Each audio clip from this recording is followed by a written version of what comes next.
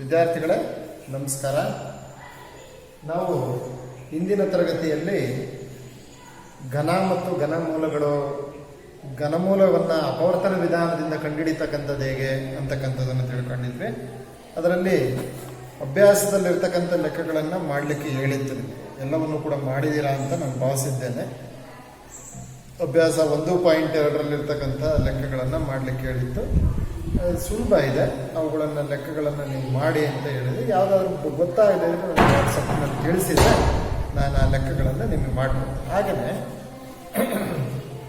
ಇಲ್ಲಿ ನೋಡಿ, ಸರಿ ತಪ್ಪು ತಿಳಿಸಿ. ಒಂದು ಬೆಸ ಸಂಖ್ಯೆಯ ಘನವು ಸಮಸಂಖ್ಯೆಯಾಗಿರುತ್ತದೆ. ಒಂದು ಬೆಸ ಸಂಖ್ಯೆಯ ಘನವು ಸಮಸಂಖ್ಯೆಯಾಗಿರುತ್ತದೆ. ಉದಾಹರಣೆ ನೀವೆಲ್ಲ ನೋಡಿದ್ರೆ 1ರ ಘನ ಎಷ್ಟಪ್ಪ? 1.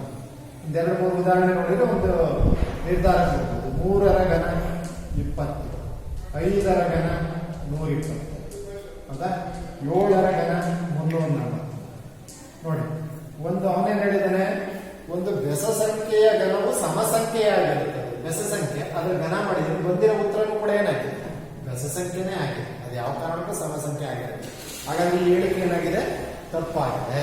ಸೊ ನಾವೇನು ನಿರ್ಧಾರ ಮಾಡ್ಬೋದು? ಬೆಸ ಸಂಖ್ಯೆಯ ಘನ ಬೆಸ ಸಂಖ್ಯೆಯೇ ಆಗಿರುತ್ತದೆ. ಹಾಗೆಯೇ ಪೂರ್ಣ ಘನವು 2 ಸೊನ್ನೆಗಳಿಂದ ಅಂತ್ಯಗೊಳ್ಳುವುದಿಲ್ಲ. ಯಾವುದೇ ಪೂರ್ಣ ಘನ ತಗೊಂಡು, ಈ ಉದಾಹರಣೆಗೆ 10ರ ಘನ ಅಂತ ಹೇಳಿದ್ರೆ ಎಷ್ಟು ಬರುತ್ತೆ? 1000. 70ರ ಘನ ಅಂತಂದ್ರೆ ಎಷ್ಟು ಬರುತ್ತೆ? 3 ಸೊನ್ನೆ ಅಲ್ವಾ? ಹಾಗೆ 50ರ ಘನ ಅಂತಂದ್ರೆ ಎಷ್ಟು ಬರುತ್ತೆ? 25,000. ಸರಿ, 1,25,000. ಅಂದ್ರೆ ಇಲ್ಲೇ ಹೇಳಿದ ನಾನು ಪೂರ್ಣ ಘನವು 2 ಸೊನ್ನೆಗಳಿಂದ ಅಂತ್ಯಗೊಳ್ಳುವುದು. ನಿಜ, ಕರೆಕ್ಟ್. ಪೂರ್ಣ ವರ್ಗ 2 ಸೊನ್ನೆಯಿಂದ ಅಂತ್ಯಗೊಳ್ಳುವುದು. ಉದಾಹರಣೆಗೆ 60ರ ವರ್ಗ ಅಂತ ಹೇಳಿದ್ರೆ 3,600. 10ರ ವರ್ಗ 100, ಹೌದಾ? ಪೂರ್ಣ ವರ್ಗ ಸಂಖ್ಯೆಯು 2 ಸೊನ್ನೆಗಳಿಂದ ಅಂತ್ಯಗೊಳ್ಳುತ್ತದೆ. ಪೂರ್ಣ ಘನ ಸಂಖ್ಯೆಯು 3 ಸೊನ್ನೆಗಳಿಂದ ಅಂತ್ಯಗೊಳ್ಳುತ್ತದೆ. ಸೊ ಈ ರೀತಿ. ನೆಕ್ಸ್ಟ್, ಒಂದು ಸಂಖ್ಯೆಯ ವರ್ಗವು 5ರಿಂದ ಕೊನೆಗೊಂಡರೆ ಅದರ ಘನವು 25ರಿಂದ ಕೊನೆಗೊಳ್ಳುತ್ತದೆ. ಈ ಉದಾಹರಣೆಗೆ ನಾವಿಲ್ಲಿ ನೋಡೋಣ. ಯಾವ್ದಾರ 15ರ ಘನ ನೀವು ನೋಡಿದ್ರೆ ಎಷ್ಟು ಬಂದಿತ್ತು ನಮಗೆ? 15ರ ಘನ 15 × 15 × 15 ಮಾಡಿ ನೋಡಿ. 15 225 ಇಂಟು 15 ಏನಾಗುತ್ತೆ? 15 5 75, 7 ದಶಕ 15 37, 3 ದಶಕ 15 37 ಕರೆಕ್ಟಾ? ಸೊ ಅಲ್ಲಿಗೆ ಇವರೇನು ಹೇಳಿದ್ದಾರೆ? ಒಂದು ಸಂಖ್ಯೆಯ ವರ್ಗವು 5ರಿಂದ ಕೊನೆಗೊಂಡರೆ ಅದರ ಘನವು 25ರಿಂದ ಕೊನೆಗೊಳ್ಳುತ್ತದೆ ಅಂತ ಹೇಳಿದೆ. ತಪ್ಪಾಯ್ತಲ್ವಾ? ಸರಿನಾ? 15 75, 7 ದಶಕ 15 37 3,775. ಸೊ ಆಗಲ್ಲ, ತಪ್ಪು ಅಂತ ಬರುತ್ತೆ. ಈ ರೀತಿಯಲ್ಲಿ ಅವರು ಸುಲಭ ಇದೆ. ಅವೆಲ್ಲವನ್ನೂ ಕೂಡ ನೀವು ಮಾಡಿದ್ದೀರಾ ಅಂತ ಭಾವಿಸಿದ್ದೀನಿ. ಇನ್ನೇನಾದರೂ ನಿಮಗೆ ಡೌಟ್ ಇದ್ರೆ ಅವುಗಳನ್ನ ಕೇಳಿ. ಈ ತರ ಸ್ವಲ್ಪ ಎಕ್ಸಾಂಪಲ್ಸ್ಗಳನ್ನು ತೆಗೆದುಕೊಂಡು ನೀವು ಮಾಡಿದ್ರೆ ಅವು ಸರಿ ತಪ್ಪು ಅಂತಕ್ಕಂಥದ್ದು ನಿಮಗೆ ಸುಲಭವಾಗಿ ಗೊತ್ತಾಗುತ್ತೆ. ಓಕೆ, ಹಾಗಾದ್ರೆ ಮುಂದಿನ ಪಾಠ ಕೊಡೋಣ. ಮುಂದಿನ ಪಾಠ ಘಾತಾಂಕಗಳು ಮತ್ತು ಘಾತ ಸೂಚಿಗಳು. ಮುಂದಿನ ಪಾಠ ಯಾವುದು? ಘಾತಾಂಕಗಳು ಮತ್ತು ಘಾತ ಸೂಚಿಗಳು. ನಾವು ನಮ್ಮ ಗಣಿತದಲ್ಲಿ ಬೇರೆ ಬೇರೆ ರೀತಿಯಾಗಿರ್ತಕ್ಕಂಥ ವಿಭಿನ್ನವಾಗಿರ್ತಕ್ಕಂಥ ಸಂಖ್ಯೆಗಳ ಬಗ್ಗೆ ನಾವು ಈಗಾಗಲೇ ಅಧ್ಯಯನವನ್ನು ಮಾಡಿದ್ದೇವೆ. ನಮಗೆ ಸ್ವಾಭಾವಿಕ ಸಂಖ್ಯೆಯಿಂದ ಹಿಡಿದು ಭಾಗಲಬ್ಧ ಸಂಖ್ಯೆ, ಅಭಾಗಲಬ್ಧ ಸಂಖ್ಯೆಯವರೆಗೆ, ಹಾಗೆಯೇ ವರ್ಗ ಸಂಖ್ಯೆಗಳು, ಘನ ಸಂಖ್ಯೆಗಳು, ಹಾಗೆಯೇ ದಶಮಾಂಶ ರೂಪದಲ್ಲಿರ್ತಕ್ಕಂಥ ಸಂಖ್ಯೆಗಳು, ಭಿನ್ನರಾಶಿ ರೂಪದಲ್ಲಿರ್ತಕ್ಕಂಥ ಸಂಖ್ಯೆಗಳು, ಈ ಥರದವೆಲ್ಲ ಬೇರೆ ಬೇರೆ ವಿಭಿನ್ನ ರೂಪದಲ್ಲಿ ಸಂಖ್ಯೆಗಳನ್ನು ಬರೀತಕ್ಕಂಥದ್ದನ್ನು ನೋಡಿದ್ವಿ. ಇವು ಯಾವು ಬೇರೆ ಬೇರೆ ಅಲ್ಲ, ಇನ್ನೊಂದು ರೂಪ ಅಷ್ಟೇ ಕೆಲವೆಲ್ಲ. ಅರ್ಥ ಆಯ್ತಾ? ಭಿನ್ನರಾಶಿ ಅಂತಂದ್ರೂ ಅದೇನೆ, ದಶಮಾಂಶ ಅಂದ್ರೂ ಅದೇನೆ, ಎರಡು ಒಂದೇನೆ. ಉದಾಹರಣೆಗೆ 2/5 ಭಿನ್ನರಾಶಿ ಸಂಖ್ಯೆ. ಇದನ್ನೇ ನಾವೇನು ಬರೀಬಹುದು? 0.4 ಅಂತ ಬಂದಾಗ ಇದು ದಶಮಾಂಶ ರೂಪದಲ್ಲಿ. ಇದೇ ಬೇರೆನಾ? ಖಂಡಿತ ಅಲ್ಲ. ಮಾತ್ರ ಎಲ್ಲ ಒಂದೇನೆ. ಇದು ಕೂಡ p/q ರೂಪದಲ್ಲಿರೋದ್ರಿಂದ ಇದು ಕೂಡ ಭಾಗಲಬ್ಧ ಸಂಖ್ಯೆನೇ, ಇದು ಭಾಗಲಬ್ಧ ಸಂಖ್ಯೆನೇ, ಎಲ್ಲದೂ ಒಂದೇ. ಅರ್ಥ ಆಯ್ತಲ್ಲ? ಆದ್ರೆ ಇದೇ ಬೇರೆ ಅಂತ ಪರಿಗಣಿಸಬಾರದು. ಹಾಗೆಯೇ ನಾವು ಕೆಲವು ಸಂಖ್ಯೆಗಳನ್ನು ಘಾತಾಂಕ ರೂಪದಲ್ಲಿ ಬರೀತೀವಿ. ಯಾಕೆ ಘಾತಾಂಕ ರೂಪದಲ್ಲಿ ಬರೀತೀವಿ?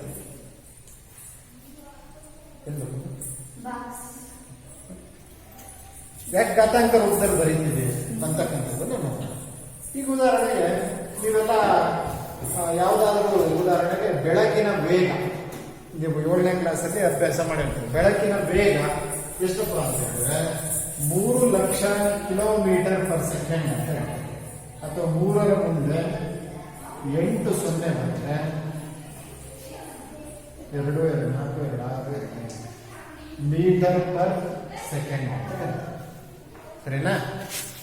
ಇಷ್ಟು ಉದ್ದದ ಇದನ್ನು ಬರೀಬೇಕಾದ್ರೆ ನಮಗೇನಾಗುತ್ತಪ್ಪ ಅಂತ ಹೇಳಿದ್ರೆ ಇನ್ನು ಬೇರೆ ಅಥವಾ ಭೂಮಿಯಿಂದ ಸೂರ್ಯನಿಗಿರುವ ದೂರ, ಭೂಮಿಯಿಂದ ಸೂರ್ಯನಿಗಿರುವ ದೂರ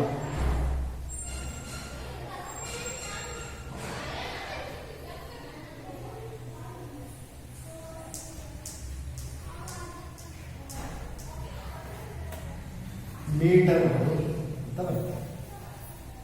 ಅಥವಾ ಮನುಷ್ಯನ ಕೂದಲಿನ ದಪ್ಪ 0.005 ಸೆಂಟಿಮೀಟರ್ನಿಂದ 0.01 ಈ ರೀತಿ ಇನ್ನು ಸಾಕಷ್ಟು ಉದಾಹರಣೆಗಳನ್ನು ಮುಂದೆ ಕೊಡ್ತೀನಂತೆ. ಈಗ ಇವತ್ತು 3 ಉದಾಹರಣೆಗಳನ್ನು ನೋಡೋಣ. ಇದನ್ನ ನಾನು ಓದಬೇಕು. ಇದೊಂದು ಸಂಖ್ಯೆ, ಈ ಸಂಖ್ಯೆನ ಓದಬೇಕು ಅಂದ್ರೆ ಬಿಡಿ 10, 100, 1000, ದಶಲಕ್ಷ, ಆಮೇಲೆ ಲಕ್ಷ ಆದ್ಮೇಲೆ ಕೋಟಿ, ಹಿಂಗ್ ಓದ್ಬೇಕಾಗ್ತದೆ. 3 ಆಮೇಲೆ 300 ಕೋಟಿ ಮೀಟರ್ ಅಂತ ಅರ್ಥ ಆಯ್ತಾ?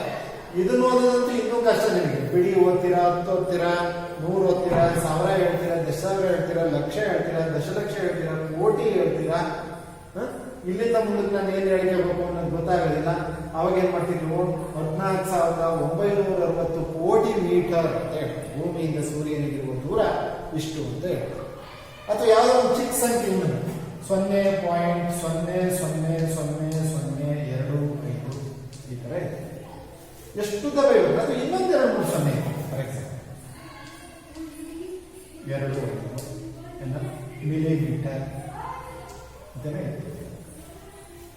ಈ ತರದ ಸಂಖ್ಯೆಗಳನ್ನ ಅಂದ್ರೆ ಅತ್ಯಂತ ಚಿಕ್ಕ ಸಂಖ್ಯೆ ಅಥವಾ ಅತ್ಯಂತ ದೊಡ್ಡ ಸಂಖ್ಯೆಗಳನ್ನ ಓದಲಿಕ್ಕೆ ಬರೀಲಿಕ್ಕೆ ನಮಗೇನಾಗುತ್ತೆ? ಕಷ್ಟ. ಅದಕ್ಕೇನ್ ಮಾಡ್ತೀವಿ ನಾವು? ಇದನ್ನ ಇನ್ನೊಂದು ರೂಪದಲ್ಲಿ ಬರೀತೀವಿ. ಆ ಬರೀತಕ್ಕಂಥ ರೂಪನೇ ಘಾತಾಂಕ ರೂಪ. ಹೇಗೆ ಅದನ್ನು ಬರೀತಾರೆ? ಈಗ ಉದಾಹರಣೆಗೆ ಇದನ್ನೇ ನಾವೇನಂತ ಬರೀಬೋದಪ್ಪ? ಇದನ್ನೇನಂತ ಬರೀಬೋದು? 3 ಇಂಟು 10ರ ಘಾತ ಎಷ್ಟಿದಾವೆ? 1 2 3 4 5 6 7 8 10ರ ಘಾತ 8 ಮೀಟರ್ ಪರ್ ಸೆಕೆಂಡ್. 3 ಇಂಟು 10ರ ಘಾತ 8 ಮೀಟರ್ ಪರ್ ಸೆಕೆಂಡ್ ಅಂತ ಬರೀ. ಅಥವಾ ಇದನ್ನ ಹೆಂಗ್ ಬರೀಬೋದಪ್ಪ? ಈ ಪಾಯಿಂಟ್ ಅನ್ನು ಇಲ್ಲಿ ತಗೊಂಡ್ರೆ that is equal to 2.5 into 10ರ ಘಾತ. ನೋಡಿ ಎಷ್ಟು ಡಿಜಿಟ್ ಶಿಫ್ಟ್ ಆಗಿದೆ ನೋಡ್ಕೊಳ್ಳಿ. ಪಾಯಿಂಟ್ 1 2 3 4 5 6 7 8 ಡಿಜಿಟ್ ಶಿಫ್ಟ್ ಆಗಿದೆ. 8 ಕರೆಕ್ಟಾ? ಅಲ್ಲ. ಏನ್ ಮಾಡ್ಬೇಕಿಲ್ಲಿ? ಇದು ಅತ್ಯಂತ ಚಿಕ್ಕ ಸಂಖ್ಯೆ.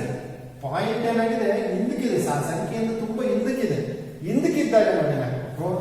ಮೈನಸ್ 2.5 ಇಂಟು 10ರ ಘಾತ -8 ಅಂತ ಬರುತ್ತೆ. ಹಾಗೆ ನೋಡಿ ಇದು ಬರೆಯೋದಾದ್ರೆ ಇಲ್ಲಿಗೆ ಏನರ್ಥ? ಪಾಯಿಂಟ್ ಇಲ್ಲಿದೆ ಅಂತ ಅರ್ಥ. ನಾವು ಹಿಂಗಂದ್ರು ಅದನ್ನೇ ಇದ್ರ ಮುಂದಕ್ಕೆ ಒಂದು ಪಾಯಿಂಟ್ 0 ಅಂತ ಇದೆ ಅಂತಂದ್ರು ಅದೇ ಇಲ್ಲೇನಾಗಿದೆ ನೋಡಿ. ಚೆನ್ನಾಗಿ ಅರ್ಥ ಮಾಡ್ಕೊಳ್ಳಿ ಮಕ್ಕಳು. ಇಲ್ಲಿರುವ ಪಾಯಿಂಟ್ ಇದೆ ಖಂಡಿತ. ಇಲ್ಲಿ ಪಾಯಿಂಟ್ 0 ಮುಂದಕ್ಕಿದೆ ಅಂತ ಅರ್ಥ. ಇಲ್ಲೂ ಪಾಯಿಂಟ್ ಇದೆ ಅಂತ ನೀವು ಪರಿಗಣಿಸಿ. ಪಾಯಿಂಟ್ ಏನಾಗ್ತಾ ಇದೆ? ಇಲ್ಲಿ ಹಿಂದಕ್ಕೆ ಶಿಫ್ಟ್ ಮಾಡ್ತಾ ಇದೆ. ಹೆಂಗ್ ಬರೀತಾ ಇದೆ? ಇದನ್ನ 1.496 ಇಂಟು ನೋಡಿ ಎಷ್ಟು ಡಿಜಿಟ್ ಶಿಫ್ಟ್ ಆಗಿದೆ ನೋಡಿ. 1 2 3 4 5 6 7 8 9 10 11 ಡಿಜಿಟ್ ಶಿಫ್ಟ್ ಆಗಿದೆ.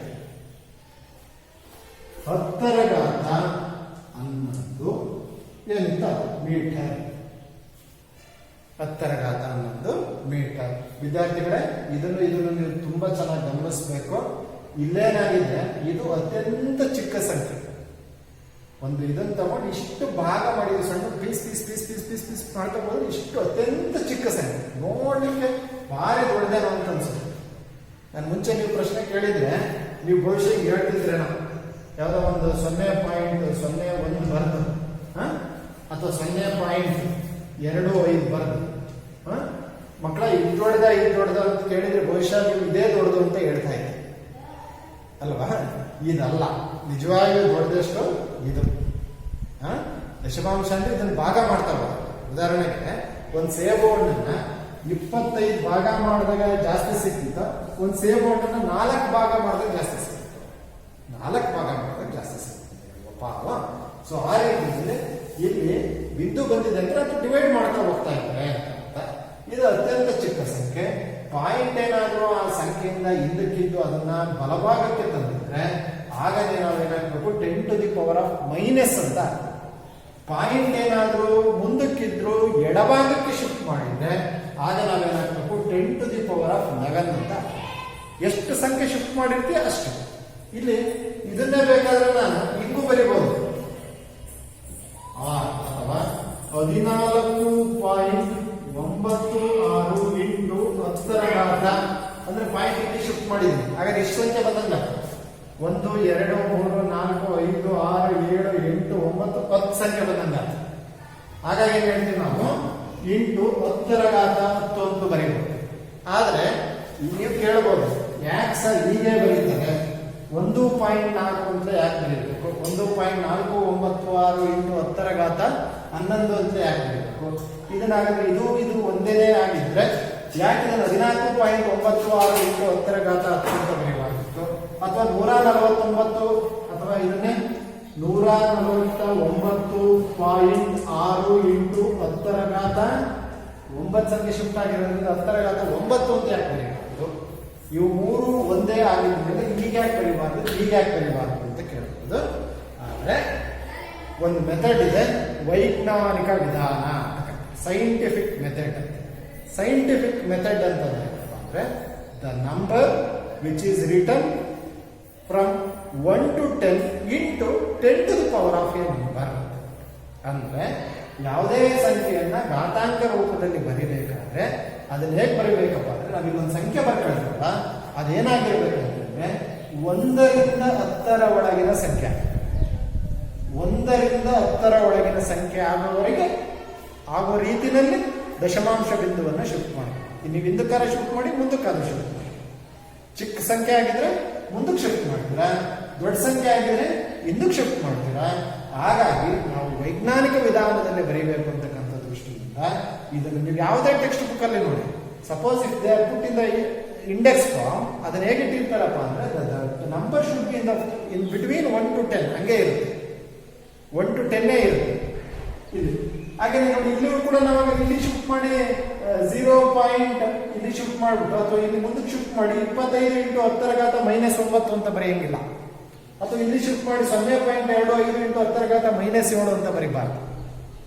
ಅದಕ್ಕೆ ಹೇಳಿದ್ದ ನಾನು ಯಾಕೆ ಇಲ್ಲಿಗೆ ಶಿಫ್ಟ್ ಮಾಡ್ಕೊಂಡಿದ್ದೀನಿ 2.5 ಅಂತ ಯಾಕೆ ಬರ್ಕೊಂಡಿದ್ದೀನಿ ಅಂತ ಹೇಳಿದ್ರೆ, ನಾವು ಬರ್ಕೊಳ್ತಕ್ಕಂಥ ಸಂಖ್ಯೆ ಹೇಗಿರಬೇಕಪ್ಪ ಅಂದ್ರೆ that number should be in between 1 to 10 ಆಗಿದೆ. ಅಂದ್ರೆ 1 ರಿಂದ 10 ಒಳಗಿನ ಸಂಖ್ಯೆನೇ ಆಗಿರುತ್ತೆ. ಅರ್ಥ ಆಯ್ತಲ್ಲ ಮಕ್ಕಳೇ? ಸೊ ಇದು ನಿಮಗಿಲ್ಲ, ಆದರೂ ಕೂಡ ಎಕ್ಸ್ಟ್ರಾ ನಾಲೆಡ್ಜ್ ಇರಲಿ.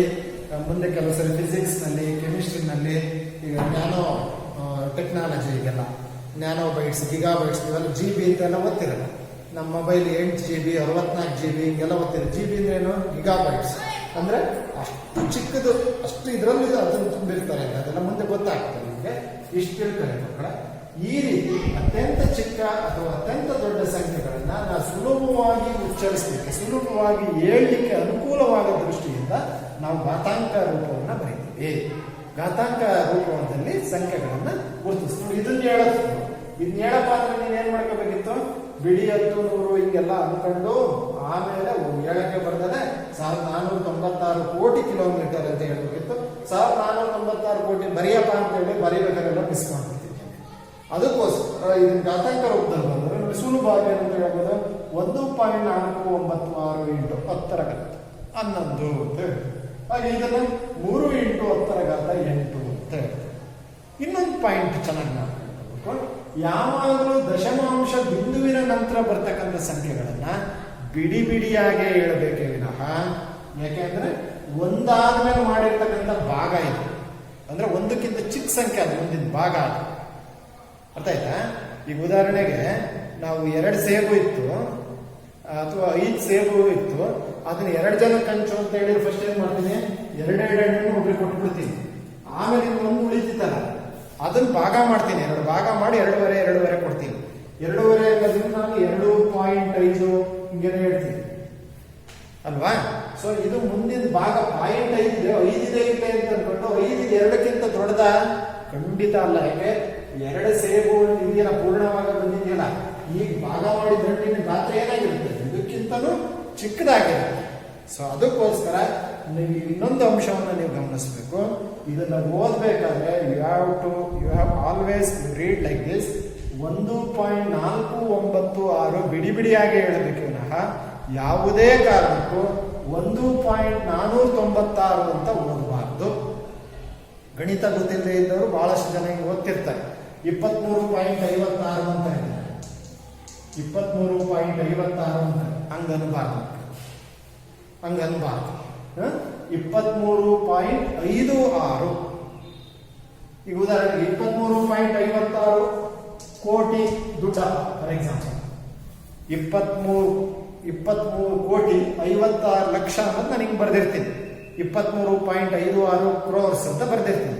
ನೀವು ಓದಬೇಕಾದ್ರೆ ನಮಗೆ ಯಾವುದೋ ಒಂದು ಅನುದಾನ ಕೊಟ್ಟಿದ್ದಾರೆ ಸರ್ಕಾರ, ಎಷ್ಟು ಕೊಟ್ಟಿದ್ದಾರೆ ಅಂತ ಹೇಳಿದ್ರೆ 23 ಕೋಟಿ 23.56 ಕೋಟಿ ಕೊಟ್ಟಿದ್ದಾರೆ ಅಂತ ಹೇಳಿದ್ರೆ ಅರ್ಥ ಆಗತ್ತಾ? ಇಲ್ಲ, ಅರ್ಥನೇ ಇಲ್ಲ. ಅರ್ಥ ಕೆಟ್ಟೋಗ್ಬಿಡುತ್ತೆ, ಸಂಪೂರ್ಣವಾಗಿ ಅರ್ಥ ಕೆಟ್ಟೋಗ್ಬಿಡುತ್ತೆ. ಸೊ ಅದಕ್ಕೋಸ್ಕರ ದಶಮಾಂಶ ಬಿಂದುವಿನ ನಂತರ ಇರ್ತಕ್ಕಂಥ ಅಂಕೆಗಳನ್ನ ಬಿಡಿ ಬಿಡಿಯಾಗೆ ಓದಬೇಕು. ಅವು ಎಷ್ಟಿರ್ತಾವ ಅಷ್ಟನ್ನು ಬಿಡಿ ಬಿಡಿಯಾಗೆ ಓದಬೇಕು. ಹಿಂಗಿದ್ರೆ 1.576 ಅಂತ ಓದಬೇಕು. ಯಾವುದೇ ಕಾರಣಕ್ಕೂ 1.576 ಅಂತ ಓದಬಾರ್ದು. 1.576 ಅಂತ ಓದಬಾರ್ದು. So these are all the very very basic things in mathematics. ಇದನ್ನು ಯಾವುದೇ ಕಾರಣಕ್ಕೂ ಈ ರೀತಿಯಲ್ಲಿ ನೀವು ತಪ್ಪುಗಳನ್ನು ಮಾಡಬಾರ್ದು. ಓಕೆ, ಈಗ ನಮಗೆ ಘಾತಾಂಕದ ಉಪಯೋಗ ಏನು, ನಾವು ಯಾಕೆ ಅದನ್ನು ಗಣಿತದಲ್ಲಿ ಬಳಸ್ತೀವಿ ಅಂತಕ್ಕಂಥದ್ದು. ಘಾತಾಂಕವನ್ನ ಯಾವುದೇ ಸಂಖ್ಯೆಗಳನ್ನ ಘಾತಾಂಕ ರೂಪದಲ್ಲಿ ಯಾವಾಗ ಬರೀತೀವಪ್ಪ ಅಂದ್ರೆ, ಕೊಟ್ಟಿರ್ತಕ್ಕಂಥ ಸಂಖ್ಯೆ ಅತ್ಯಂತ ಚಿಕ್ಕ ಸಂಖ್ಯೆ ಅಥವಾ ಅತ್ಯಂತ ದೊಡ್ಡ ಸಂಖ್ಯೆ ಆಗಿದ್ರೆ ಅವುಗಳನ್ನ ಘಾತಾಂಕ ರೂಪದಲ್ಲಿ ಬರಿತೀವಿ ಅಂತಕ್ಕಂಥದ್ದು ಅರ್ಥ. ಹಾಗಾದ್ರೆ ಘಾತಾಂಕ ಸಂಖ್ಯೆಗಳಿಂದ ಬರೆದಾಗ ಏನೇನೆಲ್ಲ ಬರುತ್ತೆ ನಿಮ್ಮ ಬುಕ್ಕಲ್ಲಿ ಅಷ್ಟು ಇನ್ನು ನೀಟಾಗಿ ಹೇಳಿಲ್ಲ. ಓಲ್ಡ್ ಟೆಕ್ಸ್ಟ್ ಬುಕ್ ಅಲ್ಲಿ ತುಂಬಾ ಚೆನ್ನಾಗಿತ್ತು ಘಾತಾಂಕ. ಮೋಸ್ಟ್ಲಿ 9ನೇ ಕ್ಲಾಸಿಗೆ ಏನಾದ್ರು ಇಲ್ಲ, 9ರಲ್ಲೂ ಅಷ್ಟಿಲ್ಲ. ನೋಡೋಣ, ನಮ್ಮ ಹಳೆ ಸ್ಟೇಟ್ ಸಿಲೆಬಸ್ ಅಲ್ಲೇ ತುಂಬಾ ಚೆನ್ನಾಗಿತ್ತು. ಇರಲಿ, ಕೆಲವು ವಿಚಾರಗಳನ್ನ ನಿಮ್ಮ ಜ್ಞಾನಾರ್ಜನೆಗೋಸ್ಕರ ಹೇಳಿದ್ದೀನಿ. ಯಾವುದೇ ಸಂಖ್ಯೆಯನ್ನ ಘಾತಾಂಕ ರೂಪದಲ್ಲಿ ಬರೆದಾಗ, ಉದಾಹರಣೆಗೆ 5 ರ ಘಾತ 3 ಅಂತ ಬರೆದಾಗ, ಇದರ ಅರ್ಥ ಇದರಲ್ಲಿ 2 ರೀತಿಯಾಗಿರ್ತಕ್ಕಂಥ ಸಂಖ್ಯೆಗಳು, ಒಂದು 5 ಇದೆ, ಒಂದು 3 ಇದೆ. 5 ಅನ್ನೋದನ್ನ ನಾವೇನು ಕರಿತೀವಿ, ಬೇಸ್ ಅಂತ ಕರಿತೀವಿ ಅಥವಾ ಆಧಾರ ಸಂಖ್ಯೆ. 5 ಅನ್ನೋದನ್ನ ಆಧಾರ ಸಂಖ್ಯೆ. 3 ಅಂತ ಕರಿತೀವಿ, ಬೇರೆ ಬೇರೆ ತರ ಹೇಳ್ತೀವಿ, ಘಾತ ಅಥವಾ ಘಾತ ಸೂಚಿ, ಇಂಡೆಕ್ಸ್ ಅಂತ ಕರಿತೀವಿ. ಘಾತ ಸೂಚಿ ಅಥವಾ ಘಾತಾಂಕ, ಈ ರೀತಿಯಲ್ಲಿ ಕರೀತಾರೆ. ಅಂದ್ರೆ ಇದು ಓದ್ತಕ್ಕಂಥ ರೀತಿಯಾಗಿ 5 ರ ಘಾತ 3. ನೀವಾಗಲೇ ನಿನ್ನೆ ಗಣಮೂಲ ಮಾಡಿದಾಗ ಅಂತ ಹೇಳಿದ್ವಿ 5 ಕ್ಯೂಬ್ ಅಂತ ಹೇಳಿದ್ವಿ. ಹಾಗೆಯೇ 5 ರ ಘಾತ 3 ಅಥವಾ ಇದಾದ್ರೆ x ಘಾತ 4, x ಘಾತ 4 ಹೌದಾ? ಅಥವಾ ಇಂಗ್ಲಿಷ್ ನಲ್ಲಿ ಹೇಳ್ತಾ ಹೋಗ್ತೀವಿ x to the power of 4 ಅಂತ ಹೋಗ್ತೀವಿ, x to the power of 4 ಅಂತ ಹೋಗ್ತೀವಿ. ಅಥವಾ x ಘಾತ 4. ಇಲ್ಲಿ x ಅಂತಕ್ಕಂಥದ್ದೇನು ಆಧಾರ ಸಂಖ್ಯೆ, 4 ಅಂತಕ್ಕಂಥದ್ದೇನು ಘಾತ ಸಂಖ್ಯೆ. ಅರ್ಥ ಆಯ್ತಾ? ಈ ರೀತಿ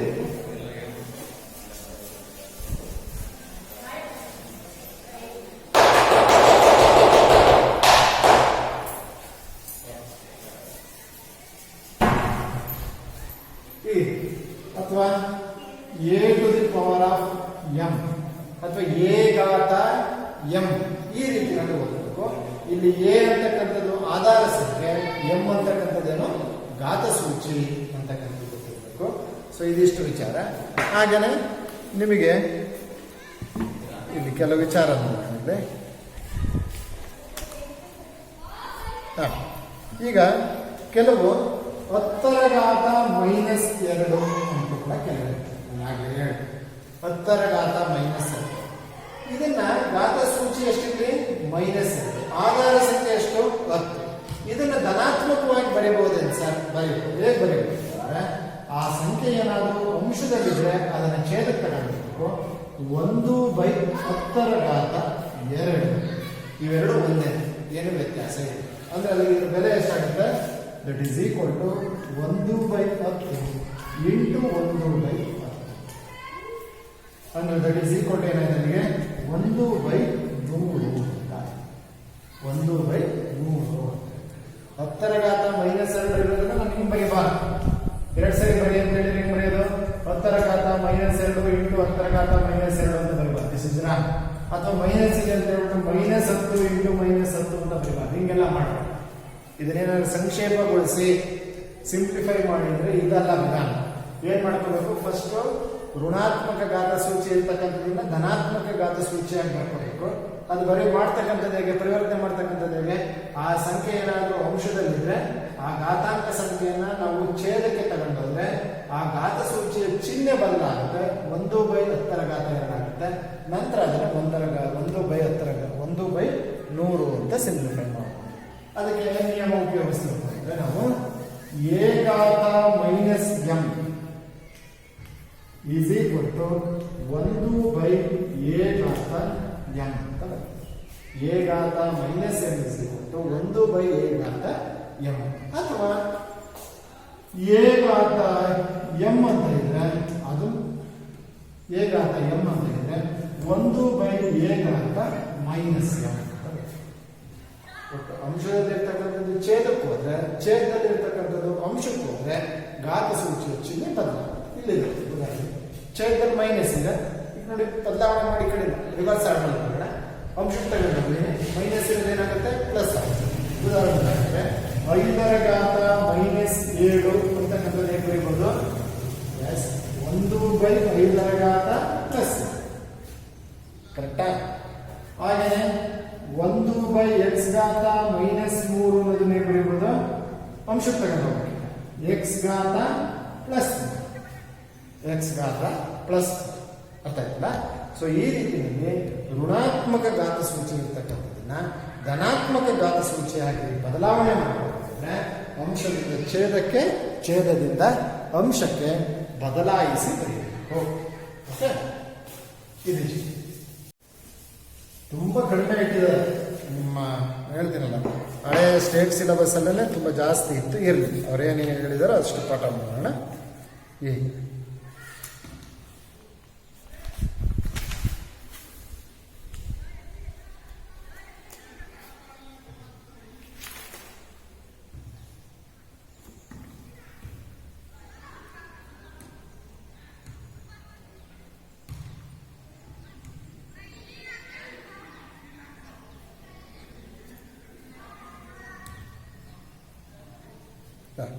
ಎರಡರ ಘಾತ -3 ಬೆಲೆಯನ್ನು ಕಂಡುಹಿಡಿಯಿರಿ.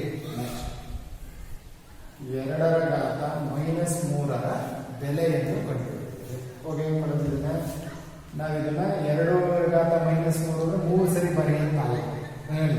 First you have to change into a positive index ಆಗಿ ಚೇಂಜ್ ಮಾಡೋದು. ಏನ್ ಮಾಡೋಣ? ಇದನ್ನ ಅಂಶದಲ್ಲಿದೆ ಛೇದಕ್ಕೆ ಮಾಡಬೇಕು. 1/2 ರ ಘಾತ 3, ಕರೆಕ್ಟಾ? ದಿಸ್ ಇಸ್ ಈಕ್ವಲ್ ಟು 1 ಆಗೇ ಇರಬೇಕು ಅಂಶದಲ್ಲಿ. 2 ರ ಘಾತ 3 ಅಂದ್ರೆ ಈಗ ಆಮೇಲೆ ಗೊತ್ತಾಗಿದೆ, 2ಅನ್ನ 3 ಸರಿ ಗುಣಿಸೋಣ. 2 into 2 that is equal to 1/2 ರ ಘಾತ 2 ಇಂಟು 2 ಇಂಟು 2 ಅಂದ್ರೆ 2 4 4 8 1/8.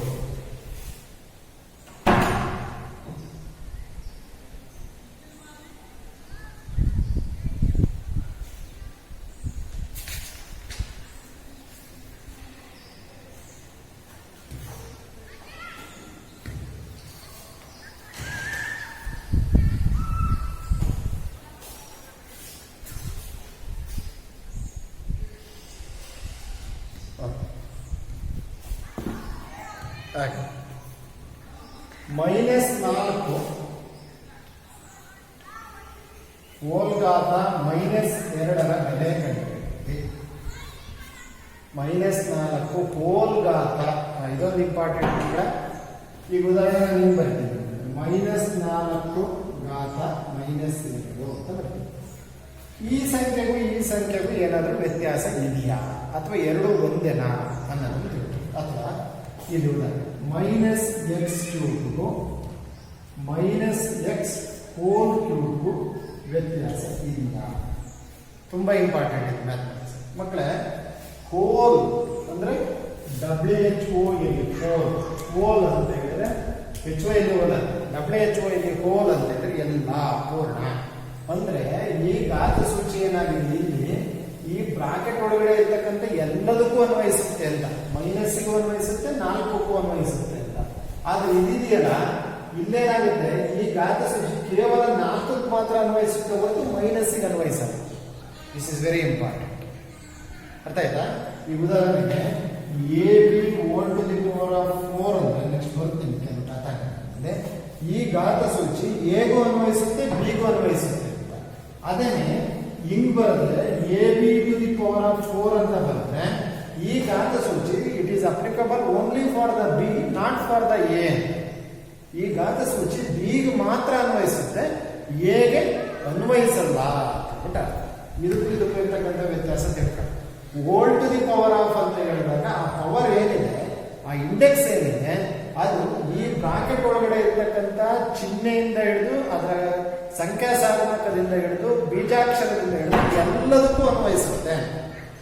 ಈ ರೀತಿ |⁴ ಇಂದ ಇದ್ರೆ ನಾನು ಯಾವುದಕ್ಕೆ ಮಾತ್ರ ಪವರ್ ಹಾಕಿದೀನೋ ಅದಕ್ಕೆ ಮಾತ್ರ ಅನ್ವಯಿಸುತ್ತೆ. ಇಲ್ಲಿಗೆ ಬಿಗೆ ಮಾತ್ರ ಅನ್ವಯಿಸುತ್ತೆ. ಇಲ್ಲ ಹಂಗಲ್ಲ, ಎ ಮತ್ತು ಬಿ ಎರಡಕ್ಕೂ ಅನ್ವಯಿಸುತ್ತೆ. ಫಾರ್ ಎಕ್ಸಾಂಪಲ್ ಇಲ್ಲಿ ಏನಾರ -3AB⁴ ಅಂತ ಇದ್ದಿದ್ರೆ ಆಗೇನಾಗ್ತಾ ಇತ್ತು, ಈ 4 ಘಾತ ಸೂಚಿ ಮೈನಸ್ಸಿಗೂ ಅನ್ವಯಿಸ್ತಾ ಇತ್ತು. ಅಂದ್ರೆ 4 ಸರಿ ಮೈನಸ್ ಅನ್ನ ಗುಣಿಸು ಅಂತ, 4 ಸರಿ 3 ಗುಣಿಸು ಅಂತ, 4 ಸರಿ ಏನು ಗುಣಿಸು, 4 ಸರಿ ಬಿನು ಗುಣಿಸು ಅಂತ. ಅಂದ್ರೆ ನಾನು ಅದಕ್ಕೆ ಇದನ್ನು ಓದ್ತಕ್ಕಂಥ ಕ್ರಮ ಹೇಗೆ, -3AB⁴ -3AB⁴ ಅಂತ ಹೇಳಿದ್ರೆ ಇಲ್ಲಿ ಘಾತ ಸೂಚಿ ಎಲ್ಲವಕ್ಕೂ ಅನ್ವಯಿಸುತ್ತೆ. ಇಲ್ಲಿ ಘಾತ ಸೂಚಿ ಕೇವಲ ಬಿಗೆ ಮಾತ್ರ ಅನ್ವಯಿಸುತ್ತೆ. ಅರ್ಥ ಆಯ್ತಲ್ಲ? ಸೊ ಈ ರೀತಿಯಲ್ಲಿ ನೀವು ಅವುಗಳನ್ನು ತುಂಬಾ ಚೆನ್ನಾಗಿ ಅರ್ಥ ಮಾಡ್ಕೊಂಡು ಕಲ್ತ್ಕೊಂಡು. ಈಗ ನಾನು ಯಾವ್ದು ಮಾಡ್ತಾ ಇದ್ದೆ, ಇಲ್ಲಿ ಮಾಡ್ಲಿಕ್ಕೆ ಬಂದೆ, ಅಲ್ಲಿಗೆ ಏನೋ ಹೇಳೋಣ ಅಂತ ಹೋಗಿ ಇಲ್ಲಿ ನಿಲ್ತಲ್ವಾ, ಇದು ಬೆಲೆ ನಿಮಗೆ ಮಾಡಿ ನಾಳೆ ಓಕೆ. ನೀವು ಬರೆಯೋದಾಗಿದ್ರೆ ಫಸ್ಟ್ ಏನ್ ಮಾಡ್ಕೋಬೇಕು, ಫಸ್ಟಿಗೆ ವಿಸ್ತರಣೆ ಮಾಡಕ್ ಬರಲ್ಲ. First you have to change into the positive index. So -4 ಏನ್ ಮಾಡ್ಬೇಕು, ಘಾತ ಮೈನಸ್ ಇರೋದು ಪ್ಲಸ್ ಹಾಕಬೇಕು, ಛೇದಿಸ್ತಾರೆ 1/-4 2 ಇಲ್ಲಿ ಮತ್ತೆ ಇದು ಬಿಡಂಗಿಲ್ಲ, ಬ್ರಾಕೆಟ್ ಬಿಡಂಗ. ಈಗ ದಟ್ ಈಸ್ ಈಕ್ವಲ್ ಟು 1 ಆಗಿದೆ. -4 ಅನ್ನ 2 ಸರಿ ಗುಣಿಸೋದು, -4 × this is equal to 1/-, +4 4 16 1/14.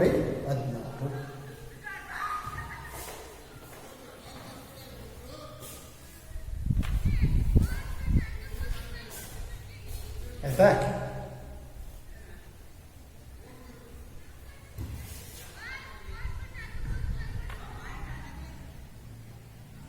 Next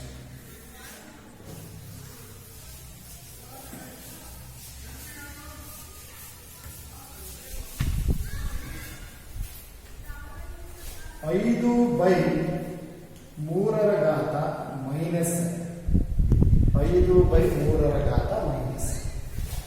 ಇಲ್ಲೇನ್ ಮಾಡೋಣ, 5 ಆಗಿದೆ ಇಂಟು ಇಲ್ಲಿ ಮೈನಸ್ ಇರೋದ್ರಿಂದ ಇಲ್ಲ ಹಿಂಗೆ ಸಂಕ್ಷಿಪ್ತಗೊಳಿಸ್ಬೇಕು, ಪ್ಲಸ್ ಮಾಡ್ಕೊಳ್ಳಿ. ಘಾತ ಸೂಚಿ ಪ್ಲಸ್ ಮಾಡ್ಕೊಳ್ಳೋದಾಗೆ ಹೋದ್ ಸರಿ ಅಂಶದಲ್ಲಿ ಇತ್ತು, ಛೇದದಲ್ಲಿ ಇಲ್ಲಿ ಛೇದದಲ್ಲಿ ಏನ್ ಮಾಡ್ಬೇಕು, ಅಂಶಕ್ಕೆ 3 ಪ್ಲಸ್ ನಾವು ದಟ್ ಇಸ್ ಈಕ್ವಲ್ ಟು 5 × 3 2 ಅಂದ್ರೆ 3 × 3 ದಟ್ ಇಸ್ ಈಕ್ವಲ್ ಟು 5 3 15 15 3 40 15 3 40.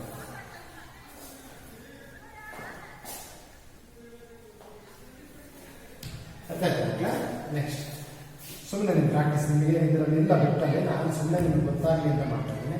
3ರ ಘಾತ ಮೈನಸ್ 2 2ರ ಘಾತ ಮೈನಸ್ 3 ಡಿವೈಡೆಡ್ ಬೈ 3ರ ಘಾತ ಮೈನಸ್. ನೀವೇ ಮಾಡಿ ಮಕ್ಕಳಿಗೆ ಇದನ್ನೇನು ಮಾಡೋಣ ಮೇಲೆ 3ರ ಘಾತ 2 2ರ ಘಾತ 3 ಸರಿನಾ ಮಕ್ಕಳೇ?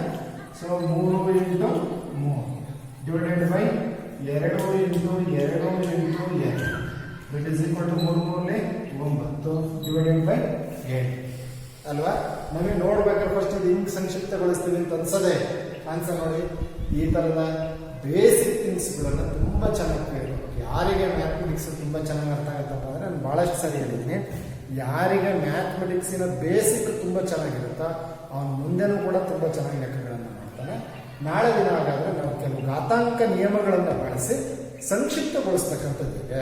ನಾವು ಹೆಂಗೆ ಕೂಡೋದು, ಕಳೆಯೋದು, ಗುಣಿಸೋದು, ಬಾಗಿಸೋದು ಎಲ್ಲ ಸಂಖ್ಯೆಗಳಿಗೆ, ಬೀಜಾಕ್ಷರಗಳಿಗೆ ಎಲ್ಲ ಮಾಡಿದ್ವಲ್ಲ, ಹಾಗಾದರೆ ಘಾತಾಂಕ ಲೆಕ್ಕಗಳನ್ನು ಕೊಟ್ಟಾಗ ನಾವು ಸಂಕ್ಷೇಪಿಸ್ತಕ್ಕಂಥದ್ದು ಹೇಗೆ ಅಂತಕ್ಕಂಥದ್ದನ್ನು ತಿಳ್ಕೊಳ್ಳೋಣ. ಧನ್ಯವಾದ.